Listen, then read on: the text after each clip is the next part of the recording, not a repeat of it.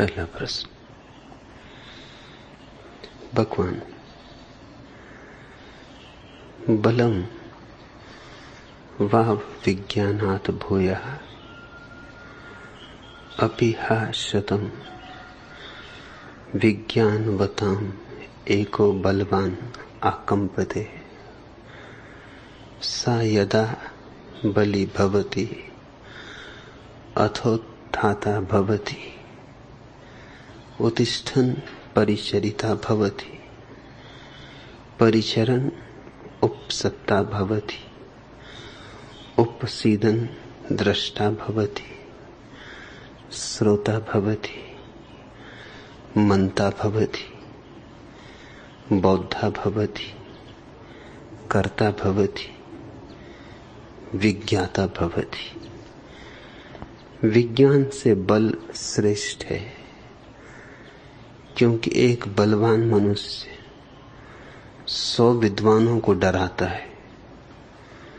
बलवान होने पर ही मनुष्य उठकर खड़ा होता है। उठने पर वह गुरु की सेवा करता है। सेवा करने से वह गुरु के पास बैठने लायक बनता है। पास बैठने से दृष्टा बनता है, श्रोता बनता है, मनन करने वाला बनता है, बुद्ध बनता है, कर्ता बनता है, विज्ञानी बनता है।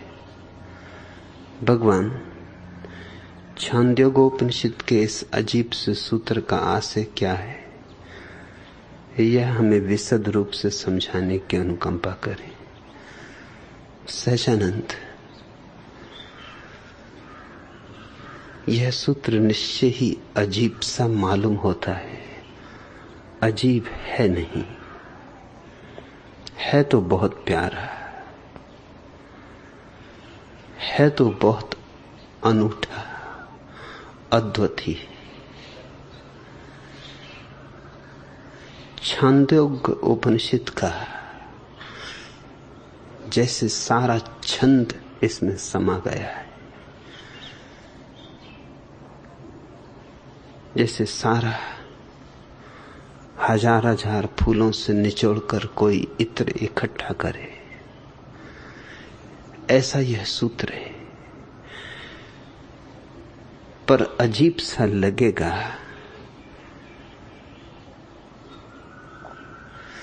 क्योंकि सत्य भाषा में आते आते अजीब सा ही हो जाता है।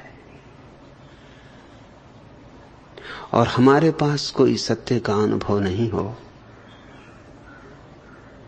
तो शब्द ही हमारे हाथ लगते हैं, और शब्दों में बड़ा खतरा है। शब्द से ज्यादा खतरनाक कोई और चीज नहीं। समझे तो पहुंचे, चूके तो गिरे, खड़क की धार पर चलने जैसा है। तुम्हारी बात में समझा सहजानंद, क्योंकि सूत्र शुरू होता है बलम वा विज्ञानात् भूयः, विज्ञान से बल श्रेष्ठ है, और सूत्र अंत होता है विज्ञाता भवति, विज्ञानी बनता है।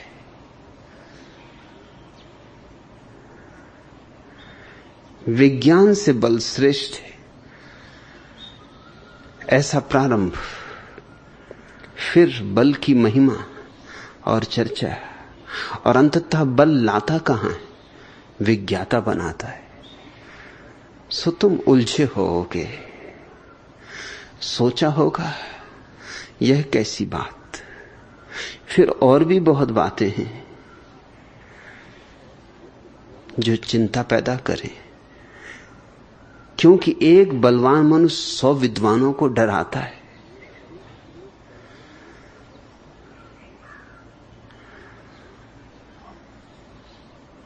विद्वान तो हम उसे कहते हैं जो जानता है, और बलवान वह तो कोई बड़ी महत्ता की बात नहीं,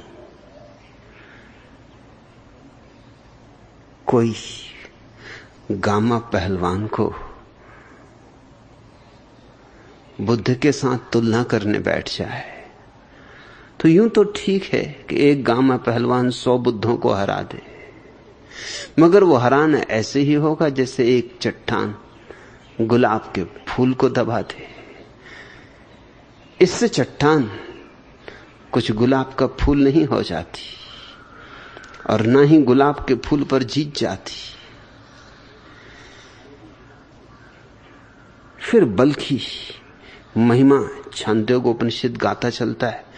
बलवान होने पर मनुष्य उठकर खड़ा होता, उठने पर गुरु की सेवा, सेवा से गुरु के पास बैठने की योग्यता, पास बैठने से दृष्टा बनता है। तब एक मोड़ आया। चले थे विज्ञान के विपरीत बल की प्रशंसा में और बात कुछ और होने लगी। दृष्टा बनता, श्रोता बनता, मनन करने वाला बनता, बुद्ध बनता, कर्ता बनता और तब वर्तुल पूरा होता है कि बलवान विज्ञानी बनता। तो स्वभावतः लगेगा कि बात बेबूझ है, तर्क से बेबूझ लगेगी।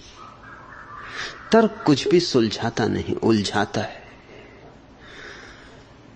तर्क को थोड़ा हटाकर सहानुभूति से इस सूत्र को समझने की कोशिश करो। एक एक शब्द को बहुत ध्यानपूर्वक लेना, क्योंकि बारीक भेद हैं जो ऊपर से दिखाई नहीं पड़ते और इसलिए सदियों सदियों तक भूलें चलती रहती। विज्ञान और विज्ञाता एक सा अर्थ देते मालूम होते, मगर उनमें एक सा अर्थ नहीं है, विपरीत अर्थ है। विज्ञान है बहिरी यात्रा और विज्ञाता होना है अंतर यात्रा। विज्ञान का अर्थ है वस्तु को जानना और विज्ञाता का अर्थ है जानने वाले को जानना। विज्ञान तो पदार्थ का होता है और विज्ञाता होना आत्मबोध है, परमात्मा अनुभव है, सत्य साक्षात है। इसलिए विज्ञान और विज्ञाता शब्द को सबसे पहले स्पष्ट अलग अलग कर लो। एक ही धातु से बनते हैं दोनों, भाषा कोश में एक ही अर्थ है दोनों का, इसलिए भूल हो सकती है। लेकिन यह सूत्र जिन्होंने कहा होगा वे कुछ भाषा के जानकार ही नहीं, अनुभव, रसिक्त, उस परम विज्ञान की, विज्ञाता की अवस्था में रहे हुए व्यक्ति रहे होंगे। तो पहला भेद, विज्ञान अर्थात साइंस और विज्ञाता अर्थात धर्म। विज्ञान विचार पर निर्भर होता है और विज्ञाता निर्विचार पर। विज्ञान में सोचना होता है, विज्ञाता होने में सोचने का अतिक्रमण करना होता है।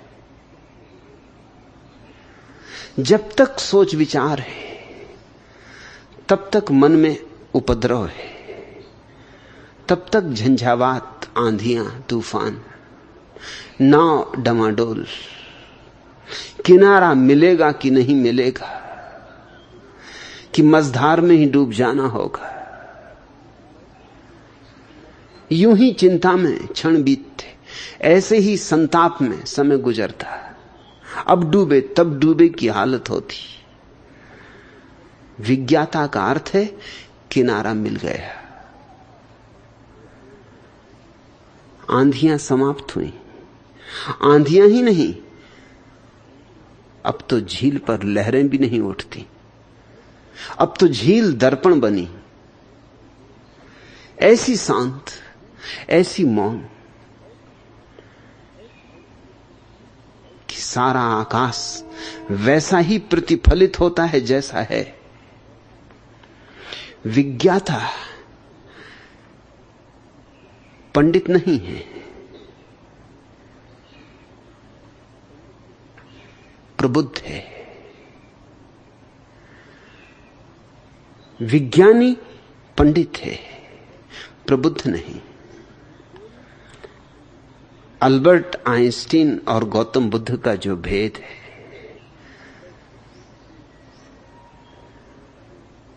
यूं तो अल्बर्ट आइंस्टीन पदार्थ के संबंध में जितना जानता है, गौतम बुद्ध नहीं जानते। अगर पदार्थ के ज्ञान के संबंध में ही परीक्षण होना हो तो आइंस्टीन ही जीतेगा। लेकिन अगर स्वयं के बोध के संबंध में कोई तुलना करनी हो तो आइंस्टीन कहीं भी तराजू पर नहीं बैठेगा। और अंततः वही निर्णायक है। मरते समय आइंस्टीन ने 2 दिन पूर्व ही कहा कि मेरा जीवन अकारथ गया, मैं व्यर्थ में उलझा रहा, मैंने उसे नहीं जाना जिसे जानना था। क्या जानना था? जानने वाले को पहले जानना था। अपने को ही ना जाना और सब जानते रहे। घर में ही अंधेरा रहा और सारी दुनिया में दिवाली मनाते फिरे। घर में ही उत्सव न हुआ और बाहर गुलाल उड़ाई, रंग उड़ाए, सब थोथा हो गया। जब तक भीतर उत्सव न हो तब तक बाहर के वसंत का क्या मूल्य है। और जब तक भीतर के फूल न खिले तब तक आए मधुमास की जाए, सब बराबर है। फूल खिलें कि झरें, क्या करोगे? भीतर ही प्रकाश न हो तो सूरज उगे कि डूबे, तुम तो अंधेरे में ही हो। उगता है सूरज तब भी, डूबता है तब भी। अंधेरी रात तो भी अमावस, पूर्णिमा की रात तो भी अमावस।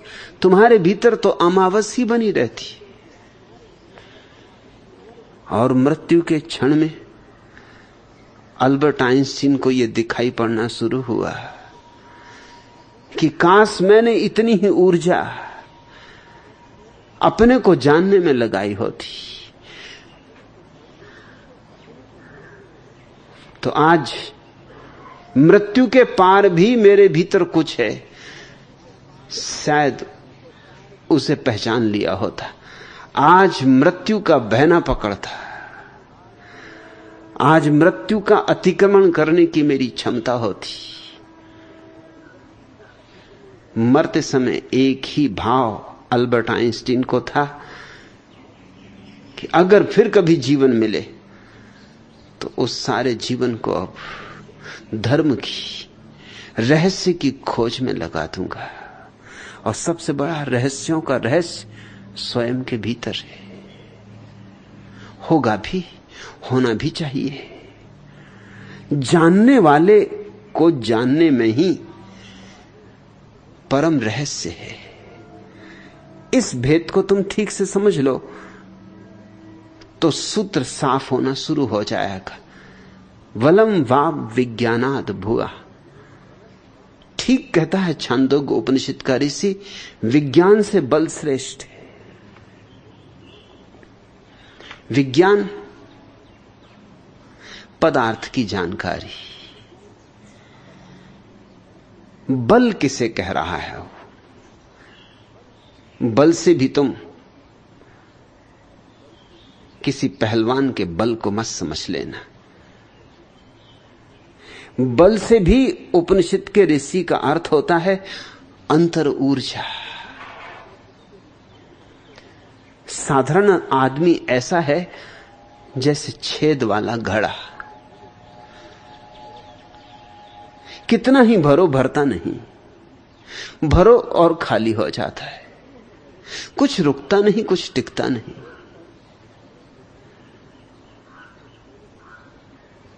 एक सूफी फकीर के पास एक युवक ने आके कहा कि बहुत बहुत संतों के पास गया हूं, लेकिन जिसकी तलाश है वो नहीं मिलता। अब आखिरी आपके द्वार पर दस्तक दी, बस हताश हो गया हूं। बहुत लोगों ने आपकी तरफ इशारा किया, बड़ी लंबी यात्रा करके, बड़े दूर देश से आता हूं, निराश न भेज देना। और ये मेरा अंतिम प्रयास है, कुछ होना हो तो हो जाए, न होना हो तो न हो, बस मैं हार गया हूं। उस फकीर ने कहा, जरूर होगा, क्यों नहीं होगा, लेकिन एक छोटी सी शर्त पूरी करनी पड़ेगी। शर्त बहुत छोटी है। उस युवक ने कहा, मैंने बड़ी बड़ी शर्तें पूरी की। किसी ने योग सिखाया, सिर के बल खड़ा किया तो खड़ा रहा। किसी ने मंत्र पढ़वाए तो वर्षों मंत्र दोहराता रहा। किसी ने उपवास करवाए तो उपवास किए, भूखा मरा। जिसने जो कहा वही किया। ऐसी कौन सी शर्त होगी जो मैंने पूरी नहीं की? तुम भी अपनी छोटी शर्त कह दो, जरूर पूरी करूंगा। उस फकीर ने कहा, ये सब बड़ी बड़ी बातें, ये मुझे नहीं करनी, बहुत छोटी शर्त है। अभी मैं कुएं पे पानी भरने जा रहा हूं, बस तू इतना करना कि जब मैं पानी भरूं तो बीच में बोलना मत, चुपचाप खड़े रहना। इतना अगर संयम तूने रख लिया तो बस बहुत है, फिर आगे का काम मैं संभाल लूंगा, इतना तू कर ले। उस युवक ने सोचा कि मैं भी किस आदमी के पास आ गया हूं। बड़े तंत्र साधे, मंत्र साधे, यंत्र साधे, और ये पागल मालूम होता है। ये कुएं पे पानी भरेगा तो भर मजे से, मेरा क्या बनता बिगड़ता है, मैं क्यों बोलूंगा। लेकिन उसे पता ना था, कुएं पे पानी भरना तो दूर, जब फकीर ने अपनी बाल्टी उठाई और रस्सी उठाई तभी उसके भीतर बड़े झंझावात उठने लगे। लेकिन अपने को संभाला, याद रखा कि उसने कहा कि बोल नहीं मत, मगर न रहा जाए।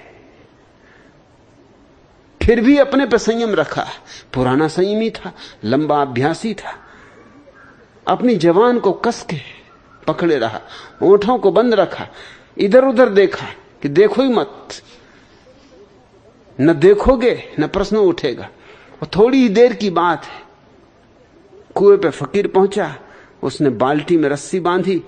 युवक यहां वहां देखे। फकीर ने कहा, यहां वहां देखने की जरूरत नहीं, जो मैं कर रहा हूं उसको देख और चुपचाप खड़ा रहे, बोलना मत, प्रश्न उठाना मत। इतनी शर्त तू पूरी कर देना, बाकी मैं सब कर लूंगा। युवक को देखना पड़ा, मगर उसकी बेचैनी तुम नहीं समझ सकते, उसकी मुसीबत तुम नहीं समझ सकते। जो देख रहा था, उसे देख के बिना बोले रहा न जाता था। फकीर ने रस्सी बांधी, बाल्टी कुएं में डाली, बड़ा हिलाया डोलाया बाल्टी को, बड़ा शोरगुल मचाया कुएं में। पानी में डूबी रही बाल्टी तो भरी हुई मालूम पड़ी, फिर खींची तो खाली की खाली आई। फिर दोबारा डाली, संयम टूटने लगा युवक का। जब तीसरी बार बाल्टी डाली, युवक ने कहा, ठहरो, भाड़ में गया ब्रह्म ज्ञान। इस बाल्टी में पैंदी ही नहीं है और तुम पानी भरने चले हो। आखिर संयम की भी एक हद होती, कब तक साधूं। और ये संयम तो ऐसा है कि जन्म जन्म बीत जाएंगे, पानी भरने वाला नहीं, ये बाल्टी खाली रहने वाली है। और तुमने मुझसे वचन लिया है कि जब तक पानी न भर लूं बोलना मत। मैं तो बोलूंगा और तुमसे कह देता हूं कि तुमसे क्या खाक मुझे मिलेगा। अभी तुम्हें खुद ही ये पता नहीं है कि बिना पैंदी की बाल्टी में पानी भरने चले हो, तुम क्या मुझे ब्रह्म ज्ञान दोगे। फकीर ने कहा बात खत्म हो गई, नाता रिश्ता टूट गया, शर्त ही खत्म हो गई। जब तू छोटा सा भी काम पूरा ना कर सका, अरे बस ये आखिरी बार था, 3 बार का मैंने तय किया था, मगर तू चूक गया। 3 ही बार पूरे न हो पाए और तनु संयम छोड़ दिया। रास्ते पे लग अपनी। ऐसे आदमी से क्या होगा जिसमें इतना धीरज नहीं। भाग। ये तो मुझे भी पता है कि बाल्टी में पैंदी नहीं, मैं कोई अंधा हूं। बाल्टी में पानी नहीं भरेगा ये भी मुझे पता है। ये तो तेरी धीरज की परीक्षा थी, मगर तू असफल हो गया। अब मैं जानता हूं कि क्यों तू अब तक हताश है। तू सदा हताश रहेगा, एक छोटा सा काम ना कर सका। भाग जा, अब ये शकल मुझे मत दिखा। युवक चला तो, लेकिन अब बड़ी बेचैनी में पड़ गया। बात तो ठीक थी, फकीर पागल नहीं था, कुछ बेबूझ था, सो फकीर सदा हुए। फकीर और बेबूझ ना हो तो क्या खाक फकीर। फकीर और कुछ रहस्यपूर्ण ना हो तो क्या खाक फकीर। पंडित होते हैं तर्क शुद्ध, फकीर तो तर्क शुद्ध नहीं होते, रहस्यमय होते, पहेली की तरह होते। मैंने भी क्या चूक कर दी, एक जरा सी देर और रुक जाता। जरा सी देर की बात थी, और पता नहीं ये आदमी क्या जानता हो। जानता जरूर होगा, क्योंकि ऐसी परीक्षा मेरी किसी ने कभी ली भी न थी। रात भर सो न सका, सुबह ही उठ के पहुंच गया, अंधेरे अंधेरे पहुंच गया। फकीर के द्वार पर सिर पटक के पड़ रहा और कहा कि मैं हटूंगा नहीं यहां से, मुझसे भूल होगी, मुझे क्षमा कर दो, एक अवसर और दो। फकीर ने कहा क्या भूल हो गई। उसने कहा यही कि मुझे क्या लेना था। दिखता था मुझे कि बिना पैंदी की बाल्टी में पानी भरेगा नहीं। मुझे बोलना नहीं था, चुप खड़ा रहता। वायदा किया था, पूरा करना था, मैं वायदे से च्युत हुआ। फकीर ने कहा अगर इतना तुझे दिखाई पड़ गया कि बिना पैंदी की बाल्टी में पानी नहीं भरता, तो मैं तुझसे ये कहना चाहता हूं कि तेरे भीतर भी पैंदी नहीं है, इसलिए ऊर्जा इकट्ठी नहीं होती। ऊर्जा इकट्ठी ना हो तो तू कैसे ब्रह्म को जानेगा। ब्रह्म को जानने के लिए ऊर्जा चाहिए, ऐसी ऊर्जा कि ऊपर से बह उठे। अतिरेक चाहिए। ऊर्जा के अतिरेक को बल कहा है छांदोग्योपनिषद ने। ऐसी ऊर्जा चाहिए कि तुम संभाल ना सको, तुम्हारे ऊपर से बहने लगे। इतनी ही ऊर्जा हो तो ही सत्य को जाना जा सकता है। निर्वीर्य सत्य को नहीं जान सकते। तुमने कभी सुना ना होगा कि कोई नपुंसक और ब्रह्म ज्ञान को उपलब्ध हुआ हो। वीर्यवान, ऊर्जा से भरे हुए लोग। वृक्ष पर फूल कब खिलते? जब वृक्ष के पास इतनी ऊर्जा होती कि अब उमंग में लुटा सकता है, तब फूल खिलते। अगर वृक्ष को ठीक खाद न मिले, ठीक जल न मिले, रोशनी न मिले, फूल ना आएंगे। फूल तो विलास है, वैभव है, ऐश्वर्य है, और इसलिए मुझे ईश्वर शब्द प्यारा है। ईश्वर शब्द ऐश्वर्य से ही बना है।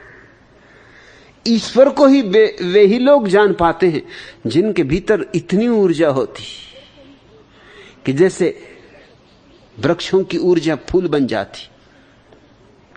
ऊर्जा जब न्यूनतम होगी तो फूल तो दूर, पत्ते भी मुश्किल से पैदा होंगे। फूल तो बहुत दूर, पत्ते भी कुम्हलाए कुम्हलाए होंगे। ऊर्जा अतिरेक होनी चाहिए। पश्चिम के बहुत बड़े रहस्यवादी कवि विलियम ब्लेक का वचन महत्वपूर्ण, उपनिषद के सूत्रों जैसा है। विलियम ब्लेक आदमी था भी कि उसे कवि नहीं ऋषि ही कहना चाहिए। उसका सूत्र है एनर्जी इज डिलाइट, ऊर्जा ही आनंद है।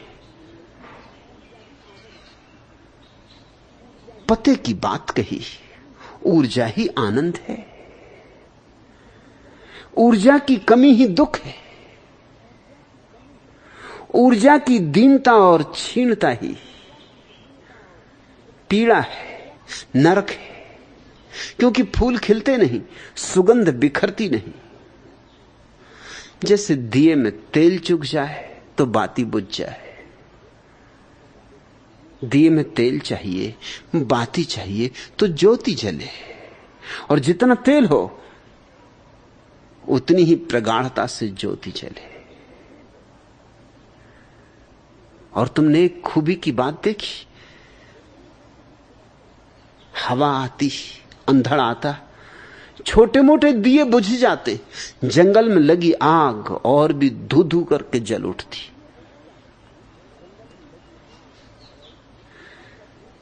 छोटे दिए बुझ जाते, हवा का झोंका आया कि गए। लेकिन बड़ी आग और बड़ी हो जाती। तुम्हारे भीतर ऊर्जा हो तो परमात्मा की ऊर्जा भी तुम्हारी ऊर्जा में संयुक्त हो जाती। तुम्हारे जीवन में यूं आग लग जाती जैसे जंगल में आग लगी हो।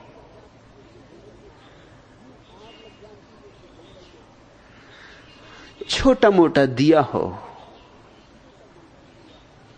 तो जरा सा हवा का झोंका और उसे बुझा जाता है।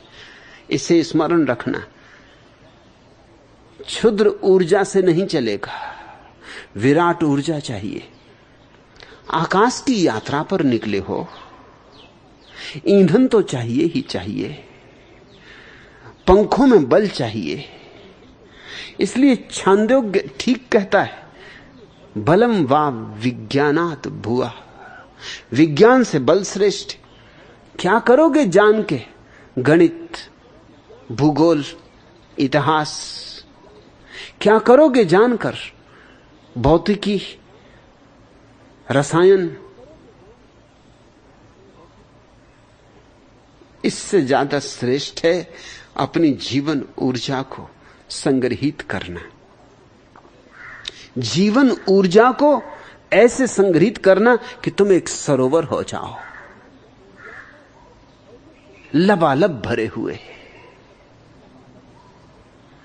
तुम में कोई छिद्र ना हो जिससे ऊर्जा बहे ना। तुम्हारा घड़ा जब पूरा भरा हो, ऐश्वर्य से भरा हो, तो ईश्वर को जानने की क्षमता है। मेरी बात लोगों को अखरती है क्योंकि लोग समझते नहीं, लेकिन मैं तुमसे फिर दोहरा के कहना चाहता हूं कि ईश्वर को जानना इस जगत में सबसे बड़ा विलास है। ये धन का विलास कुछ भी नहीं, ये पद का विलास कुछ भी नहीं। ईश्वर को जानना सबसे बड़ा विलास है, क्योंकि वह परम ऐश्वर्य की अनुभूति है। और उस परम ऐश्वर्य की अनुभूति के लिए पहले तुम्हें ऊर्जा को बचाना होगा, संग्रहित करना होगा। और तुम व्यर्थ गंवा रहे हो। तुम्हारी 99% ऊर्जा कचरे घर में जा रही। फूल उगे तो कैसे उगे, ज्योति जगे तो कैसे जगे। नृत्य हो तो कहां से हो, थके मांदे तुम क्या नाचोगे। टूटे फूटे तुम क्या नाचोगे। और जब नाच नहीं पाते तो बहाने खोजते हो, कहते हो आंगन टेढ़ा। नाच न आवे आंगन टेढ़ा। अब आंगन के टेढ़े होने से कुछ नाचने में बाधा पड़ सकती। अरे जिसको नाचना है, आंगन टेढ़ा हो कि सीधा हो, नाचेगा। अगर नाच है तो आंगन को ही सीधा होना पड़ेगा। नाचने वाले की ऊर्जा आंगन को सीधा कर देगी। आंगन का तिरछा होना कहीं नाचने वाले को रोक सकता है। लेकिन क्या क्या बहाने हम खोजते। ऊर्जा की कमी है। पूछते फिरते हैं कि जीवन में दुख क्यों है। दुख का कारण सिर्फ इतना है कि सुख होता है ऊर्जा के अतिरेक से, महा अतिरेक से आनंद होता है। और तुम्हारे जीवन में बूंद बूंद कर सब चुका जा रहा है। और ख्याल रखना, बूंद बूंद गिरता है, लेकिन गागर ही नहीं, सागर भी खाली हो जाता है। बूंद बूंद गिरता रहे, तुमसे अलग होता रहे, बूंद बूंद टपकती रहे तो गागर तो खाली होगी ही, सागर भी खाली हो जाता है। और तुम किस किस तरह से अपनी ऊर्जा को व्यर्थ कर रहे हो। तुम्हारे पास जितनी इंद्रियां हैं उन सब से तुम दो तरह के काम ले सकते हो। एक तो ऊर्जा को भीतर ले जाने का, और दूसरा ऊर्जा को बाहर फेंकने का। यही अंतर्मुखी और बहिर्मुखी का भेद है। बहिर्मुखी मूल है। दरवाजा तो एक ही होता है, उसी दरवाजे पे एक तरफ लिखा होता है प्रवेश, एंट्रेंस। उसी दरवाजे पे दूसरी तरफ लिखा होता है एग्जिट। उसी से तुम भीतर आते, उसी से बाहर जाते। कोई दो दरवाजों की जरूरत नहीं होती।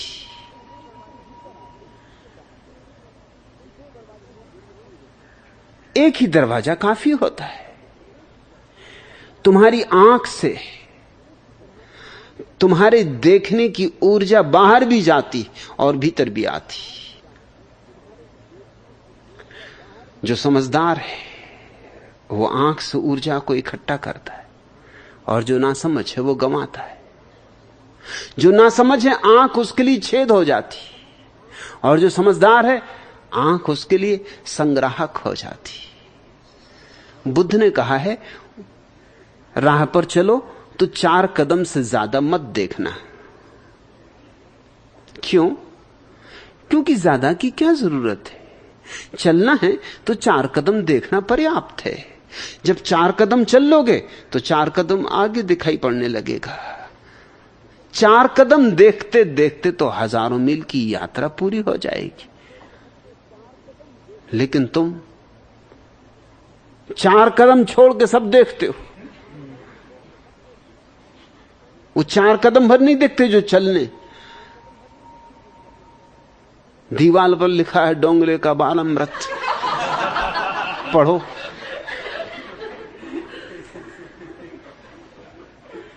इधर फिल्म का पोस्टर लगा है, पढ़ो। इधर कोई खोंचे वाला खड़ा है,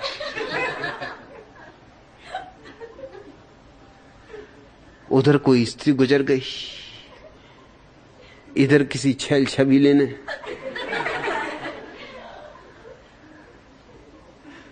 कोई फिल्मी धुन छेड़ दी। क्या क्या हो रहा है चारों तरफ, तुम करो भी क्या।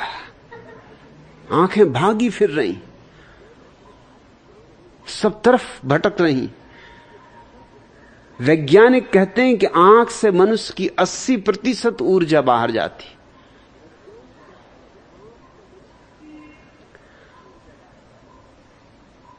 फिर कान भी वही कर रहे हैं। तुम क्या सुनते हो?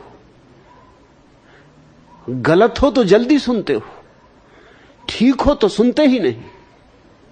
अरे ठीक में क्या रखा है? ठीक में कोई समाचार होता है, गलत में समाचार होता है। किसकी स्त्री किसके साथ भाग गई,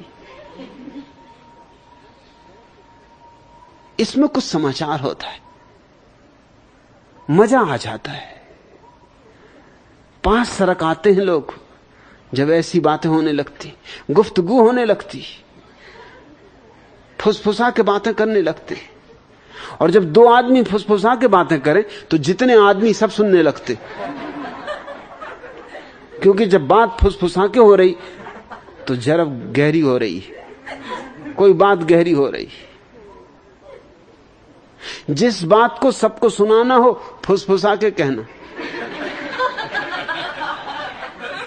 किसी के कान में कह देना और उससे यह भी कह देना कि भैया किसी को बताना मत, कि कसम है तुम्हें मेरी, अगर किसी को बताओ बस वो बात पूरे गांव में पहुंच जाएगी, वो हर एक के कान में पहुंच जाएगी।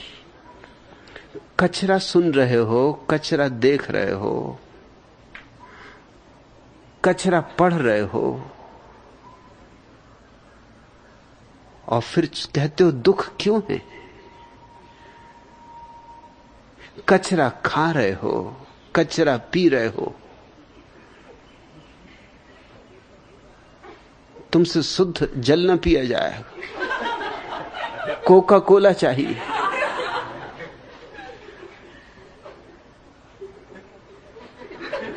अब ये कभी सोचोगे नहीं ये कोका कोला है क्या?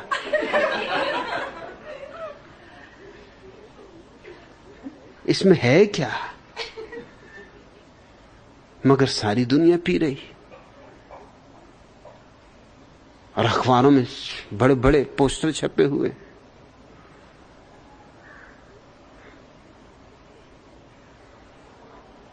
अखबार पढ़ रहे हो, लोग कोका कोला पी रहे हैं, लोग अखबार पढ़ रहे हैं, फिल्में देख रहे हैं, रेडियो पे सुन रहे हैं, और सब जगह एक ही चर्चा है कि अगर जिंदगी का मजा लेना है तो कोका कोला के बिना नहीं। Live a little heart, Sippa gold spot. नहीं तो जिंदगी बेकार गई, किसी काम ना आई।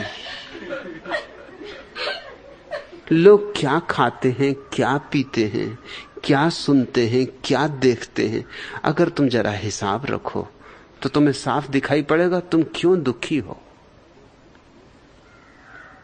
जो सुनने योग्य हो अगर वही सुना जाए, और जो देखने योग्य हो अगर वही देखा जाए, तो तुम्हारे जीवन की 90% ऊर्जा तो अपने आप सुरक्षित हो जाएगी, अपने आप।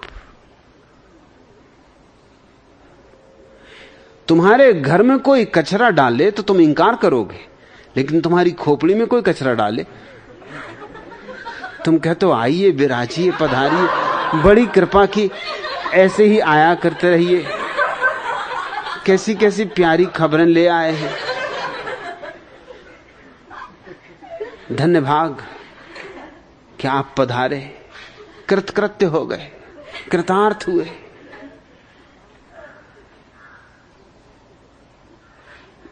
फिल्में देखने जा रहे हो जिनमें सिवाय हंगामे के और कुछ भी नहीं। पैसे भी खर्च करोगे, टिकट खरीदने धक्के मुक्के भी खाओगे, पिटोगे कुटे भी, मगर लोगों ने तय कर रखा है 100 जूते खाएं, तमाशा घुस के देख। और मजा यह है कि जब तुम 100 जूते खा रहे तो तमाशा दूसरे देख रहे हैं, और तमाशा ही क्या है, जब तुम पे जूते पड़ रहे हैं वो तमाशा देख रहे हैं, जब उन पे जूते पड़ रहे हैं तुम तमाशा देख रहे हो, और तमाशा ही क्या है। छांदोग जिस बल की बात कर रहा है वह वही ऊर्जा है जिसको ब्लैक ने कहा अतिरेक ऊर्जा का आनंद है, जिसको बुद्ध ने कहा ऊर्जावान बनो।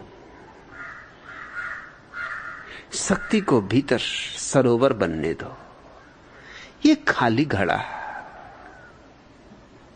शोभा नहीं देता।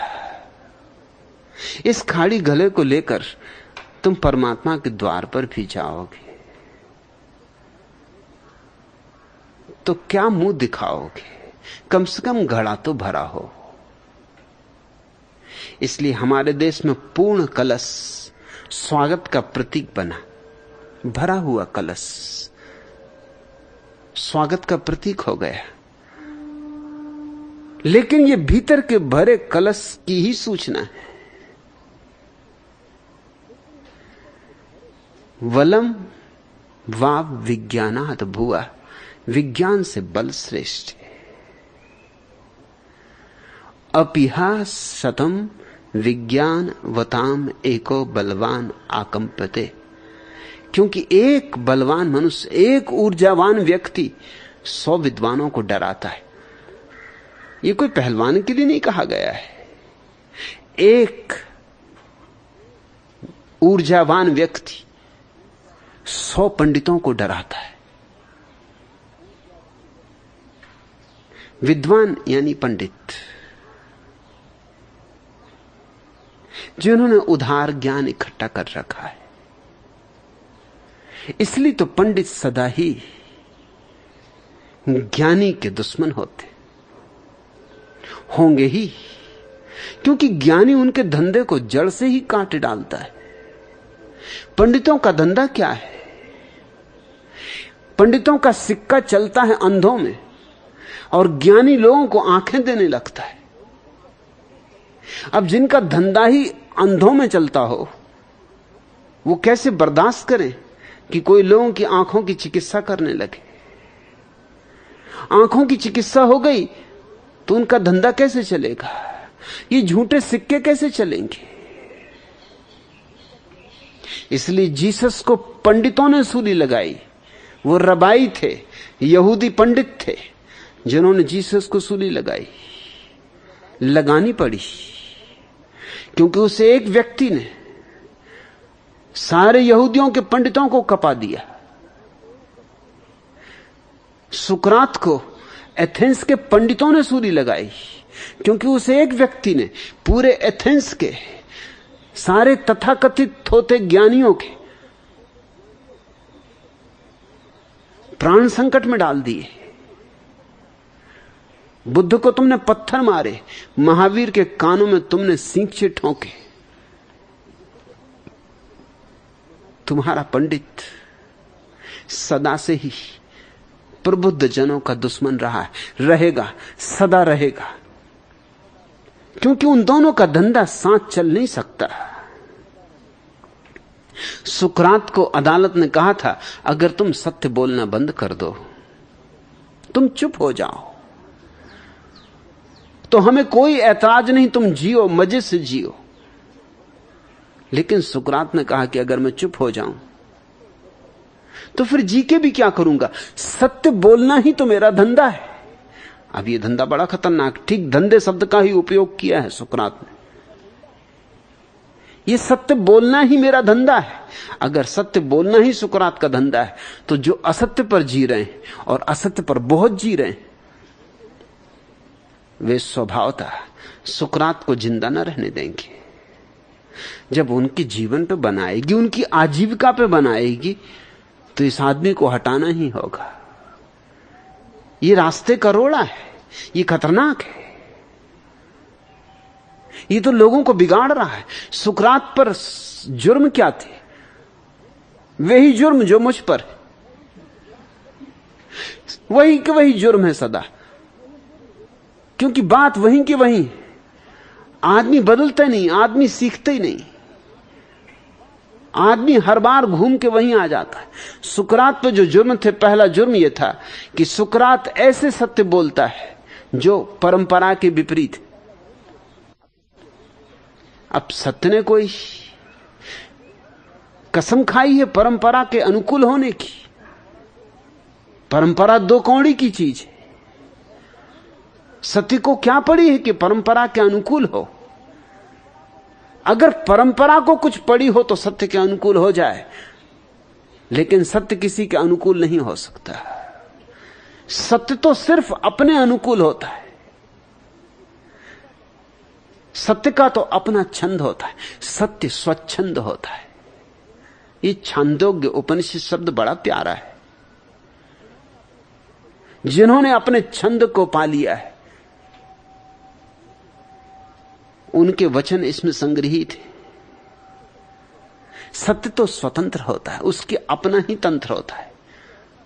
उस पर किसी और का शासन नहीं,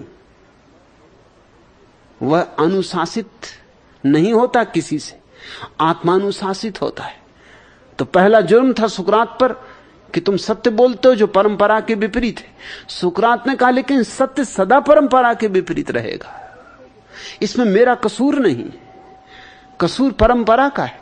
परंपरा होती सड़ी गली, परंपरा होती अतीत की मुर्दा, परंपरा होती पंडितों के हाथ में, पुरोहितों के हाथ में, और सत्य होता है प्रबुद्ध जनों के हाथ में। प्रबुद्ध तो कभी कोई एकाध होता है, पंडितों का तो व्यवसाय है, परंपरागत, वंशानुगत। दूसरा जुर्म था सुकरात पर कि तुम युवकों को बिगाड़ते हो। निश्चित ही सुकरात जैसे व्यक्तियों की बातें युवकों को ही जम सकती, क्योंकि युवकों में ही थोड़ी अभी ऊर्जा होती, थोड़ी शक्ति होती, थोड़ी क्षमता होती, थोड़ा कुछ कर गुजरने का अभी साहस होता है, थोड़ा अभियान, थोड़े अज्ञात की यात्रा अभी उनके लिए पुकारती है, चुनौती देती है। जैसे जैसे आदमी बूढ़ा होने लगता है, शक्ति क्षीण होने लगती है, दीन होने लगता है, मृत्यु करीब आने लगती, तो परंपरा के अनुकूल होने लगता है। अक्सर नास्तिक मरते मरते आस्तिक हो जाते। इससे तुम ये मत समझना कि जीवन के अनुभव ने उन्हें आस्तिक बना दिया। मरते मरते आस्तिक होने लगते हैं, क्योंकि मरते मरते पैर डगमगाने लगते। जवानी में नास्तिकता बड़ी सहज है, क्योंकि अभी पैरों में बल होता है। बुढ़ापे में मौत दरवाजे पर दस्तक देने लगती, भय पकड़ने लगता है, लगता है हो ना हो परमात्मा हो, कौन जाने परमात्मा हो। मैं इंकार करता रहा, पीछे किसी मुसीबत में ना पड़ूं। अभी भी कुछ देर नहीं हुई, सुबह का भूला सांझ भी घर आ जाए तो भूला नहीं। अभी भी याद कर लूं, माफी मांग लूं, क्षमा मांग लूं। मरते मरते गंगा स्नान कराऊं, काशी हो आऊं कि काबा हो आऊं, हाजी हो जाऊं, मरते मरते हाजी हो जाऊं। कुछ कर लूं, अगर परमात्मा होगा तो ठीक, न हुआ तो कोई हर्जा नहीं, क्या बिगड़ जाएगा। समझेंगे कि चलो एक यात्रा कराए, काशी की कैलाश की कि काबा की, क्या बुरा, क्या बिगड़ गया। थोड़ा भौगोलिक ज्ञान ही बढ़ जाएगा, नए नए देश देखने को मिल जाएंगे, नए नए लोगों से मिलने को हो जाएगा, कुछ हानि तो होने वाली नहीं है। और अगर परमात्मा हुआ तो पास में अपने एक प्रमाण पत्र भी हो जाएगा। मरते मरते आदमी आस्तिक होने लगते। सुकरात जैसे व्यक्तियों से तो युवा व्यक्ति ही आकर्षित होते हैं। हां जरूर कुछ वृद्ध लोग भी आकर्षित होते हैं, लेकिन वे वृद्ध वे ही होते हैं जिनका शरीर बूढ़ा हो गया होगा, लेकिन जिनकी आत्मा में अभी भी युवक होने की क्षमता है, जिनमें अभी भी दुस्साहस है, जो अभी भी अज्ञात की यात्रा पर निकल सकते हैं, जो अपनी छोटी सी डोंगी को लेकर अभी भी उस सागर में उतर जा सकते हैं जिसका दूसरा किनारा दिखाई नहीं पड़ता। सत्य तो थोड़े से दुस्साहसी लोगों की ही बात है। भीड़ तो असत्य में जिएगी, क्योंकि भीड़ सांत्वना चाहती है, सत्य नहीं चाहती। इसलिए एक भी सत्य को जानने वाला व्यक्ति हजारों पंडितों के लिए संकट बन जाता है। और कैसा मजा है, हिंदू पंडित मुसलमान पंडित के खिलाफ, मुसलमान पंडित ईसाई पंडित के खिलाफ, ईसाई पंडित यहूदी पंडित के खिलाफ, यहूदी पंडित पारसी पंडित के खिलाफ। लेकिन सुकरात जैसे व्यक्ति के संबंध में ये सारे पंडित एक साथ राजी हो जाते। ये राजभरी बात है। मेरा विरोध करने में हिंदू पंडित, मुसलमान पंडित, जैन पंडित, बौद्ध पंडित, सिख पंडित सब राजी। एक बात पे कम से कम राजी, मैं इससे खुश होता हूं कि चलो मेरे द्वारा कम से कम इतना भाईचारा तो बढ़ रहा। चलो मेरे एक मुद्दे पर इनकी दुश्मनी तो मिटी। चलो इतनी बात पर तो कम से कम इन्होंने हाथ बढ़ाए, एक दूसरे की तरफ इकट्ठे हुए। क्या राज है इनका? एक दूसरे से जो दुश्मनी है वो केवल औपचारिक है। वो दो दुकानदारों की दुश्मनी, वो प्रतिस्पर्धा है दुकानदारों की। लेकिन मेरा जैसे व्यक्ति तो उनके दोनों की ही दुकान की जड़ों को काट रहा है, एक साथ काट रहा है। मेरे खिलाफ तो वो दोनों इकट्ठे हो जाएंगे। यह छांदोग्य उपनिषद ठीक कहता है, क्योंकि एक ऊर्जावान व्यक्ति 100 विद्वानों को डराता है, आकंपित कर देता है। आकंपित शब्द डराने से भी महत्वपूर्ण है। उनके प्राण थरथरा जाते, भूकंप आ जाता है, उनका भवन गिरने लगता है। भवन ही उनका क्या है? ताश के पत्तों का है। उनकी नाव डूबने लगती, नाव ही कागज की। खिलौनों से खेल रहे और दूसरों को भी खिलौनों में भरमा रहे। क्या क्या मजा चल रहा है धर्म के नाम पर, कैसे कैसे खेल चल रहे और कितनी गंभीरता से चल रहे हैं।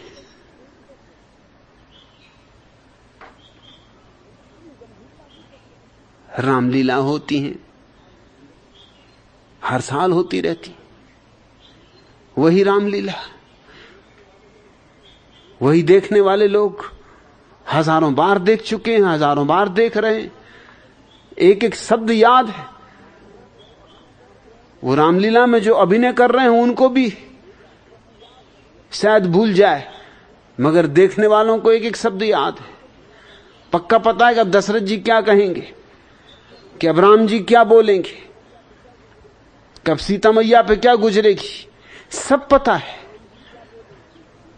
फिर भी देख रहे हैं और जानते हैं भली भांति कि छोकरा जो राम बना है कौन है? गांव का ही छोकरा है, मगर उसके पैर पड़ेंगे, फूल मालाएं पहनाएंगे, शोभा यात्रा निकलेगी, रामचंद्र जी की बारात निकलेगी और फूल मालाएं चढ़ाई जाएंगी और पैर छुए जाएंगे और पैर धो धो के लोग पानी पिएंगे। और सबको मालूम ये छोकरा कौन है? यही गांव का लफंगा है, ये इनकी छोकरियों को सताता है। मगर इस समय वो बातें छेड़ने की जरूरत नहीं। अभी मुकुट बांधे हुए राम बना बैठा है। अभी बात और है। क्या अभिनय में पड़े हो? क्या खेल खेल रहे हो?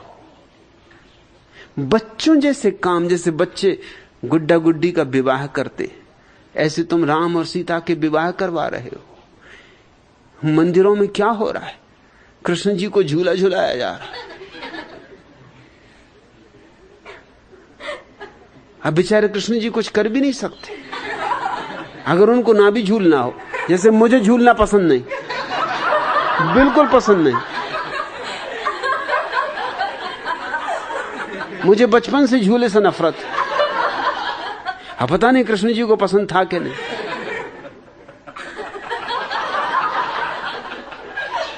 उनको चक्कर भी आ रहा हो तो कोई बात नहीं।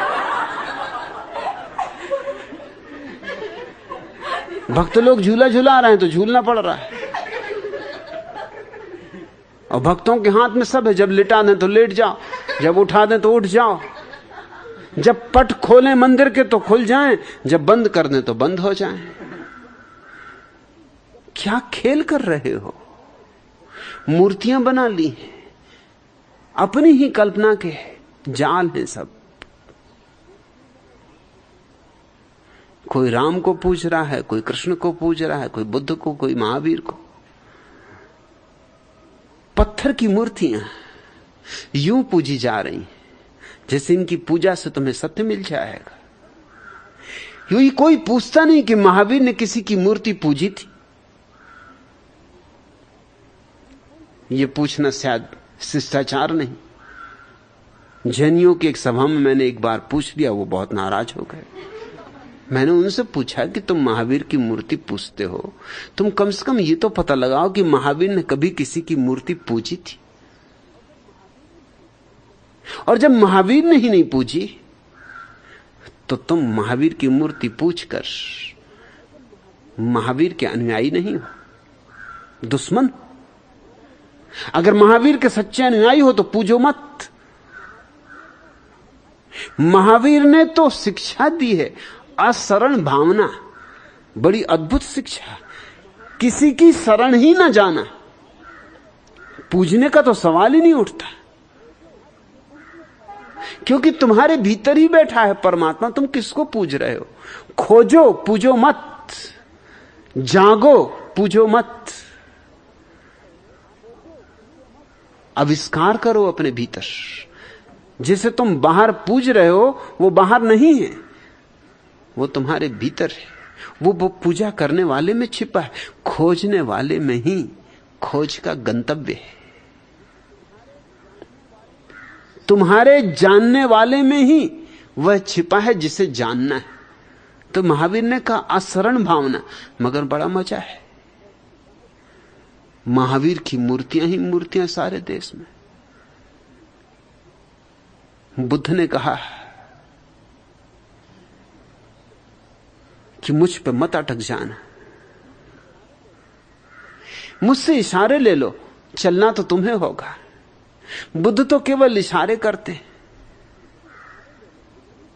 लेकिन बस बुद्ध की जितनी मूर्तियां बनी किसी की भी नहीं।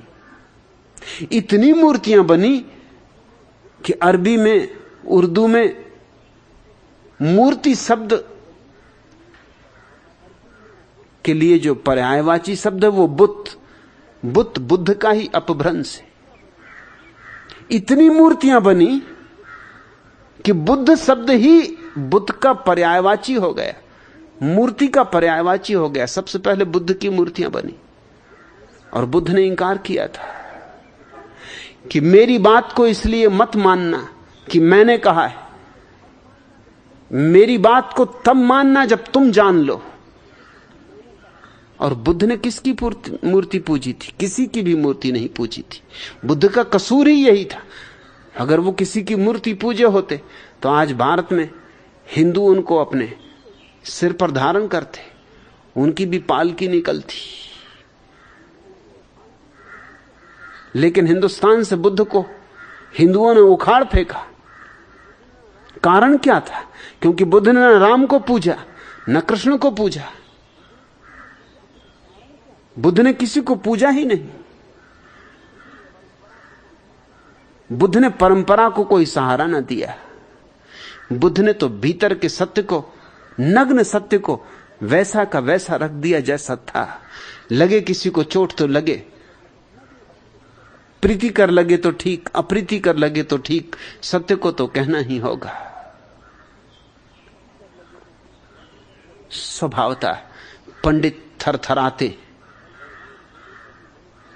बलवान होने पर ही मनुष्य उठकर खड़ा होता है। बलवान शब्द की जगह हमेशा तुम पढ़ना ऊर्जावान, तब तुम्हारे लिए इस सूत्र का अर्थ बिल्कुल स्पष्ट हो जाएगा। ऊर्जावान होने पर ही मनुष्य उठकर खड़ा होता है। तुम कहोगे ये भी क्या बात हुई, हम सब तो उठ के खड़े होते। ये कोई उठ के खड़ा होना नहीं, तुम्हारी चेतना तो सोई हुई है। तुम भला खड़े हो गए हो, मगर तुम्हारी चेतना तो बिल्कुल सोई हुई है। जब ऋषि उठकर खड़े होने की बात करते हैं तो तुम्हारी चेतना के खड़े होने की बात करते हैं। वैज्ञानिक कहते हैं, चार्ल्स डार्विन और उनके अनुयायी, कि बंदर से आदमी बना। और बनने में सबसे बड़ा कारण क्या था? सबसे बड़ा राज क्या था? क्योंकि बंदर तो चारों हाथ पैर से चलता है, आदमी दो पैर पर खड़ा हो गया। आदमी का खड़ा हो जाना दो पैर पर विकास में सबसे बड़ा चरण सिद्ध हुआ। 2 पैर पे खड़े हो जाने के कारण ही आदमी और बंदर में जमीन आसमान का अंतर हो गया। कहां बंदर और कहां आदमी। आज तो कोई कहता भी है कि बंदर से आदमी पैदा हुआ तो तुम्हें अपमानजनक मालूम होता है, लेकिन क्रांति घटी सिर्फ छोटी सी बात से कि आदमी का शरीर सीधा खड़ा हो गया। सीधा खड़े होने से बहुत से फर्क पड़ गए। सबसे बड़ा फर्क तो यह पड़ा कि जब जानवर, कोई भी जानवर चारों हाथ पैर से चलता है तो उसके मस्तिष्क में खून की मात्रा ज्यादा पहुंचती है। इसलिए खून की अधिक मात्रा पहुंचने के कारण सूक्ष्म तंतु विकसित नहीं हो पाते। खून के बहाव के कारण टूट जाते, बनते भी हैं तो टूट जाते। और तंतु बहुत सूक्ष्म है मस्तिष्क के। तुम्हारे इस छोटे से सिर में 7 करोड़ तंतु हैं, बड़े बारीक हैं। इतने बारीक हैं कि तुम्हारा बाल भी इतना बारीक नहीं। वैज्ञानिक कहते हैं कि अगर मस्तिष्क के तंतुओं को एक के ऊपर एक के ऊपर एक रखा जाए तो 1000 तंतुओं को रखने से तुम्हारे बाल की मोटाई के बराबर तंतु बनेगा। इतने सूक्ष्म तंतुओं को जरा ही खून की गति ज्यादा हुई कि वो टूट जाते। उनके टूट जाने से मस्तिष्क विकसित नहीं हो पाया जानवरों का। आदमी खड़ा हो गया 2 पैर से। इसका परिणाम सबसे बड़ा तो यह हुआ कि गुरुत्वाकर्षण के विपरीत होने के कारण उसके सिर तक खून कम पहुंचने लगा। स्वभाव था, क्योंकि गुरुत्वाकर्षण नीचे की तरफ खींचता है वस्तुओं को, खून को भी नीचे की तरफ खींचता है। मस्तिष्क की तरफ खून कम जाने लगा। इसलिए तो तुम बिना तकिए के रात में सो नहीं सकते। अगर बिना तकिए के सोओगे तो जागे ही रहोगे, क्योंकि खून इतना पहुंचता रहेगा मस्तिष्क में कि वो तुम्हें सोने नहीं देगा, जगाए रखेगा, तंतुओं में हलबड़ी मचाए रखेगा। इसलिए तकिया चाहिए। तकिया तुम्हारे सिर को ऊंचा कर देता है, शरीर को सिर से नीचा कर देता है। खून कम पहुंचता है। खून कम पहुंचता है, तुम आराम से सो पाते हो। इसलिए मैं शीर्षासन के पक्ष में नहीं हूं, क्योंकि शीर्षासन मस्तिष्क को निश्चित नुकसान पहुंचाता है।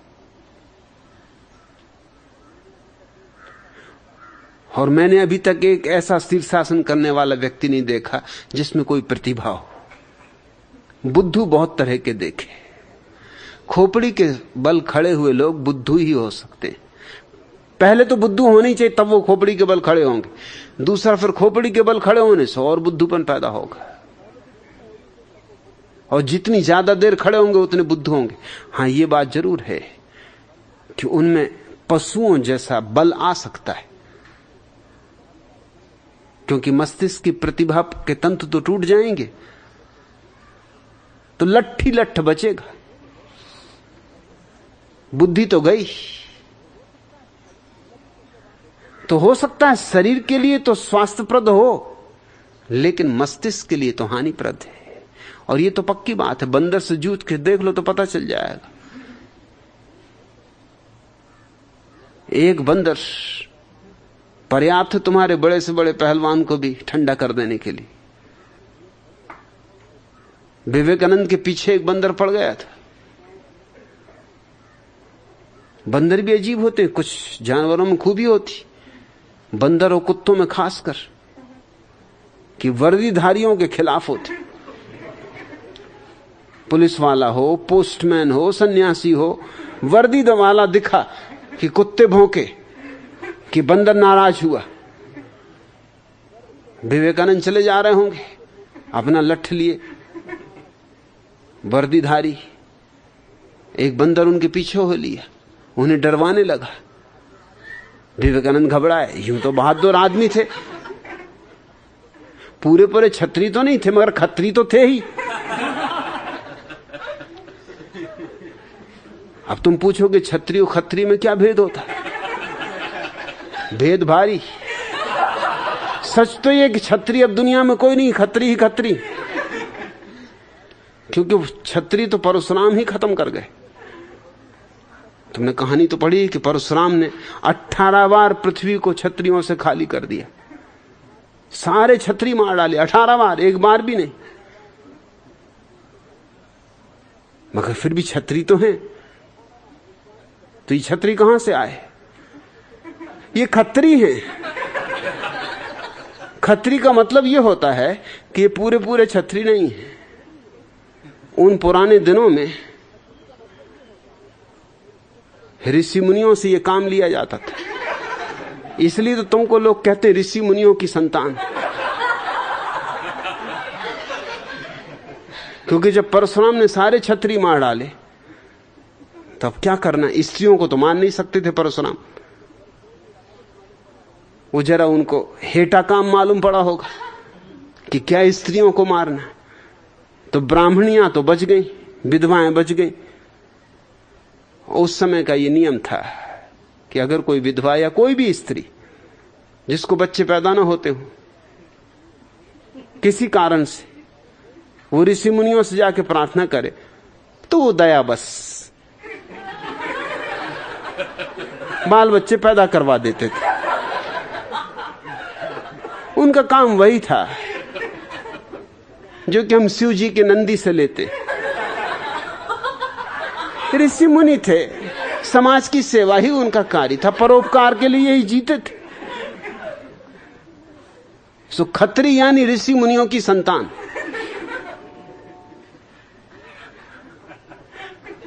विवेकानंद खत्री थे, पक्के खत्री थे। डंडा लिए और अकड़ के चले जा रहे। वो डंडा और अकड़ आदमियों को प्रभावित करे भला, बंदरों को नाराज कर देती। एक बंदर पीछे हो लिया, वो डरवाने लगा। विवेकानंद को घबराहट लगी, एकांत था, यूं तो ब्रह्मज्ञानी थे कि सब संसार माया, मगर ये बंदर। बहुत मन में दोहराया, ब्रह्म सत्य, जगन माया, मगर ये बंदर। वो एकदम पीछे ही पड़ा हुआ था, वो करीब ही आता जा रहा था। सो वो भागने लगे, वहां कोई था भी नहीं देखने वाला। भागे तो बंदर को और मजा आ गया, तो बंदर भी भागने लगा। 2-4 बंदर और झाड़ों से उतर आए। उन्होंने कहा अच्छा, अरे तमाशा जब हो रहा हो तो। विवेकानंद के तो छक्के छूट गए। रास्ता लंबा, पहाड़ी का रास्ता, हिमालय की यात्रा पर गए थे। ये नहीं सोचा था कि ये झंझट होगी। गए थे ब्रह्म दर्शन को और ये मिल गए बंदर। एकदम से ख्याल आया कि ऐसे भागने में तो झंझट है, और बंदर उतरते आ रहे हैं झाड़ों से। ऐसे अगर भागते रहे थोड़ी देर में ये लोग मुसीबत कर देंगे। अब तो कुछ करना पड़ेगा। तो रुक के खड़े हो गए, लौट के खड़े हो गए डंडा टेक के, कि अब जो कुछ होगा होगा। कड़ी कर ली हिम्मत, संयम साधा, मंत्र तंत्र पढ़ा होगा, स्मरण किया हुआ कि हे परमहंस रामकृष्ण देव, अरे अब तो काम आओ।